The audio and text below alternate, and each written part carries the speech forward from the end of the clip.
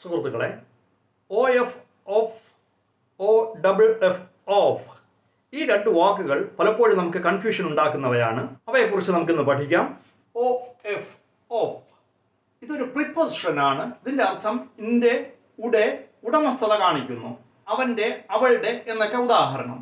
Example sentence പറഞ്ഞാൽ, this is the pen of Ram.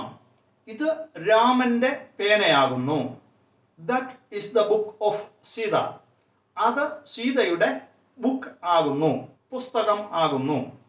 ഇനി of, O double F of, ഇത് preposition ആയിട്ടും adverb ആയിട്ടും അഡ്ജക്റ്റീവ് ആയിട്ടും ഉപയോഗിക്കാറുണ്ട്. ഇതിന്റെ പ്രധാനപ്പെട്ട അർത്ഥം ദൂരേക്ക്, താഴേക്ക് എന്നൊക്കെയാണ്. എക്സാമ്പിൾസ് പറഞ്ഞാൽ, the man fell off the ladder.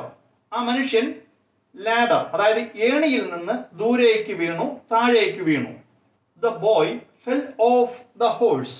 ആ കുട്ടി കുതിരപ്പുറത്ത് നിന്ന് താഴേക്ക് വീണു, ദൂരേക്ക് വീണു. He jumped off the moving train. അവൻ ചലിച്ചുകൊണ്ടിരുന്ന, ഓടിക്കൊണ്ടിരുന്ന ട്രെയിനിൽ നിന്ന് താഴേക്ക് ചാടി, ദൂരേക്ക് ചാടി. Sri Lanka is off the south coast of India. Sri Lanka ഇന്ത്യയുടെ തെക്കേ തീരത്തിന് അകലെയാണ്. ഇനി ഓഫ് എന്ന വാക്കിന്റെ മറ്റർത്ഥങ്ങൾ എന്തൊക്കെയാണെന്ന് എക്സാമ്പിൾ സെന്റൻസിലൂടെ നോക്കാം. It is late, I must be off now. തീരെ താമസിച്ചു പോയി, എനിക്ക് വേഗം പോകേണ്ടതുണ്ട്. മസ്റ്റ് ബി ഓഫ്, പോകേണ്ടതുണ്ട്. I have a headache, so I am off today. എനിക്ക് തലവേദനയുണ്ട്, അതുകൊണ്ട് ഇന്ന് ഞാൻ ഓഫ് ആണ് എന്ന് പറഞ്ഞാൽ ജോലിയിൽ നിന്നും വിട്ടു നിൽക്കുന്നു, ലീവ് ആണ് എന്നൊക്കെയാണ് അർത്ഥം.